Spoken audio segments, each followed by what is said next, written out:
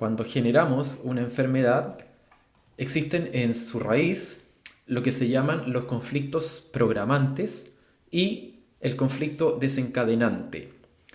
En muchos casos es necesario trabajar ambos conflictos para sanar, para curarse y que esto tenga permanencia en el tiempo. Porque muchas veces pasa que cuando solo revisamos el desencadenante, luego, como están los programantes intactos, cuando otra vez aparece un desencadenante similar, vuelve el conflicto. Entonces, por eso es necesario revisar ambos. Veamos entonces muy brevemente de qué se trata cada uno. El conflicto desencadenante es el biopsicoshock que rebasó el nivel de tolerancia del organismo y que desencadenó, de ahí su nombre, la adaptación biológica que conocemos como enfermedad. Digamos que podríamos llamarle tal vez como la gota que rebasó el vaso, ¿no? Este conflicto suele ser relativamente sencillo en consulta, ubicarlo en el tiempo, luego de una indagación se va a buscar y usualmente lo encontramos tarde o temprano, en el tiempo o en el espacio, cuando se trata de una vivencia puntual y específica. ¿A qué me refiero? Que una enfermedad o conflicto puede dispararse por un bioshock muy intenso, muy brusco. En ese caso hay que ver cuál fue el conflicto desencadenante que justamente detonó esta vivencia brusca. O también cuando son conflictos que van gota a gota, paso a paso, lentamente, subiendo los niveles de tolerancia hasta que ya se desborda y viene el psicochoc. En la mayoría de los casos, los síntomas los vamos a sentir después de que hayamos vivido el conflicto desencadenante. Por eso, siempre que uno tiene, o la mayoría de los casos en que uno tiene cierta enfermedad, va a buscar qué pasó antes de que empezaran los síntomas. ¿Por qué? Porque la enfermedad empieza antes. Los síntomas son solo una fase de la enfermedad, pero la enfermedad empezó antes. Por otra parte, los conflictos programantes son aquellos que forjaron lo que llamamos rieles biológicos. Un riel biológico, de alguna manera, me va a decir por qué carril, para que lo veamos claro, por qué patrón yo tiendo a vivir las cosas.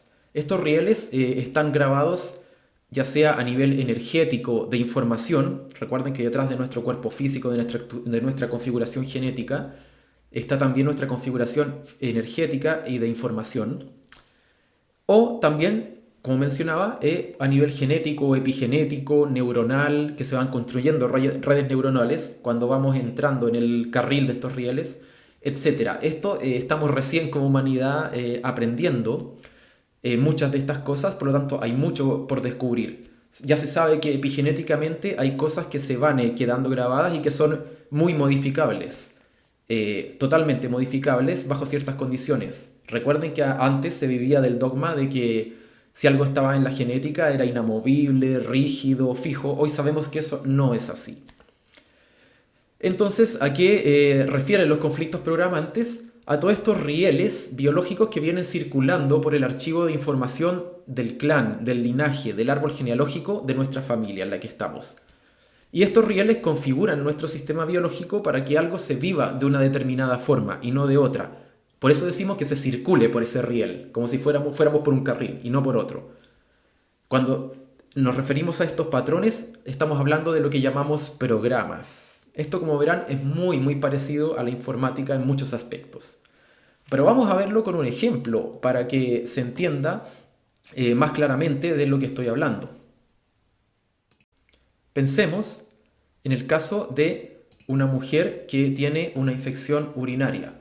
Si quieres saber qué conflictos hay detrás de una infección urinaria, puedes ver el video llamado Introducción a la decodificación biológica, donde se habla brevemente al respecto. Voy a dejar el link acá abajo.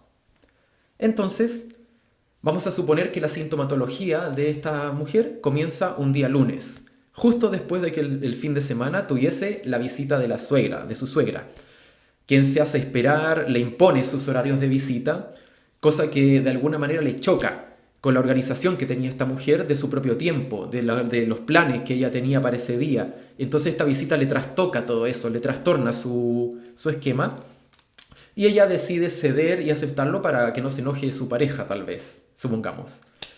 Además, la suegra, una vez que llega a la casa, empieza a darle consejos de cómo criar a sus hijos, de cómo debiera ordenar la casa, le cambia las cosas del lugar. O sea, de alguna manera, la vivencia de la mujer, ¿cuál es? es que me siento invadida en mi espacio.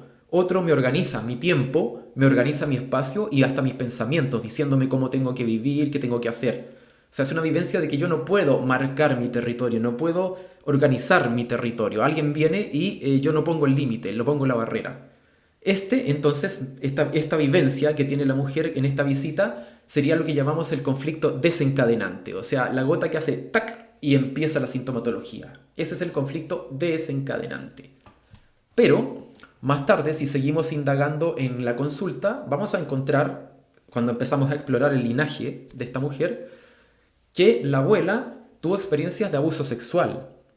O sea, la invasión del cuerpo, que es el espacio que nosotros percibimos como más sagrado en la vida física. O sea, más vivencia de sentirme invadida. La misma vivencia en otro contexto, tal vez más fuerte incluso. Sentirme invadido, invadida, sentirme que no puedo marcar límites. También encontramos que la madre de esta mujer era una persona excesivamente complaciente, que no tenía una capacidad efectiva de poner límites o de decir que no cuando no quería algo, sino que siempre cedía, siempre era condescendiente, decía que sí a todo, aun cuando no lo desease o le resultase perjudicial. O sea, ¿por qué si este hecho es importante? Porque ahí vemos otra vez el mismo riel, el riel de no poder marcar un espacio, de sentirse invadida, de no poder poner un límite efectivo. O sea, se fijan que a través de eso se va configurando lo que llamamos el riel.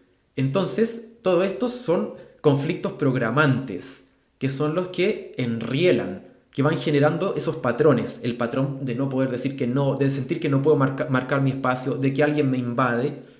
Y esos patrones son los que hacen que después vivamos las cosas como las vivamos y reaccionemos como reaccionemos. Ya estamos inmersos en nuestros patrones y no nos damos cuenta la mayoría de las veces. Por eso es que cuesta un poco, a veces hay que hacer un trabajo muy fino para detectarlos. Ante un mismo hecho, observen que todos reaccionamos diferente. Por ejemplo, si alguien es despedido de un trabajo, tal vez se lo viva como una desvalorización. Por ejemplo, no soy tan bueno, hay otros mejores que yo y contrataron a otros mejores. Tal vez se lo viva con rencor. Por ejemplo, malditos bastardos, ya van a ver por hacerme esto. Esto no tiene nombre. Por ejemplo, puede vivírselo también con miedo a la carencia. ¿Y ahora de qué voy a vivir? ¿Cómo voy a pagar las cuentas? Etcétera, etcétera. Por ejemplo, disparar una patología hepática. Sabemos que el hígado está relacionado con la carencia vital, en el caso de un sobreestrés muy fuerte, etcétera, o de muchas otras formas. Esto habla de vivencias y rieles diferentes que todos tenemos al percibir y gestionar las cosas. La vivencia es como yo me lo vivo. Hay que distinguir el hecho de la vivencia. El hecho es neutro, es un hecho, vamos a decir, entre comillas. No tiene una significación especial. Pero a través de mi vivencia yo le doy una significación especial a ese hecho. Por eso todos tenemos vivencias diferentes aun cuando el hecho sea el mismo. Entonces, a modo de resumen, podríamos decir que el conflicto programante es el que, si ustedes quieren, el que calienta el ambiente para que se desencadene la enfermedad cuando el patrón es sobrepasado. O sea, es el riel. Y los conflictos programantes habitualmente los vamos a encontrar en la infancia, a lo largo de toda la genealogía, incluso en experiencias de vida en otros tiempos o espacios, lo que llamaríamos las vidas pasadas. También podría llegar a darse. Por ejemplo, puedo tener todo un patrón de vidas que yo haya vivido en el aislamiento, en la reclusión, tal vez en la inestabilidad, en el nunca sentarme. Por ejemplo, viajé por muchos lados, por ejemplo, nunca me quedé en un solo lugar o en unas mismas circunstancias, y entonces eso podría hacer que en esta vida a mí me cueste asentarme, porque no tengo el patrón. Se fijan, estoy en otro riel, entonces me cuesta cambiar de riel, tengo que hacer un trabajo. Qué sé yo, puedo haber vivido vidas alejado del sexo, por ejemplo, en un monasterio, alejado de la sociedad, y entonces ese tema tal vez la persona se lo puede vivir, o alguien que está en ese patrón se lo puede vivir un poco extraño, o le puede generar extrañeza, etcétera, etcétera, etcétera. Hay muchos patrones. Entonces, cuando encarnamos en una familia, lo hacemos por un sentido específico, vinculado a lo que necesitamos experimentar en nuestro proyecto de vida.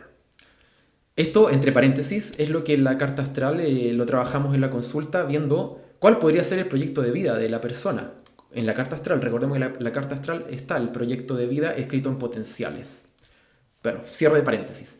Y entonces, al encarnar entonces en esta familia, ahí es donde cargamos el software, por decirlo así, que tiene ese linaje. O sea, la información de ese árbol genealógico, donde están guardados todos estos rieles y patrones que se van repitiendo, que es lo que llamamos programas. Es como que cargamos esa información en nuestro sistema y muchos de esos los podemos ejecutar sin darnos ni cuenta y otros tal vez no. Ante esto hay que aclarar que no hay que entrar en pánico. Todos, de un modo u otro, tenemos muchos patrones que vamos entrando en ellos. Tal vez pareciera incluso que la vida física está muy supeditada al tema del patrón. El tema es cuando estos patrones se nos convierten en limitantes, bloqueantes y no nos favorecen, y ahí tenemos que hacer un trabajo deliberado, consciente para transformarlos. Y ese es el trabajo que se hace justamente en consulta, ya sea con la enfermedad, con algún bloqueo, con alguna dificultad, etcétera.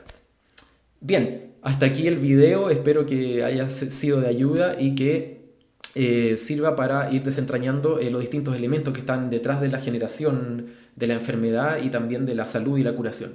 Muchas gracias por ver, escuchar y que tengan muy buen día.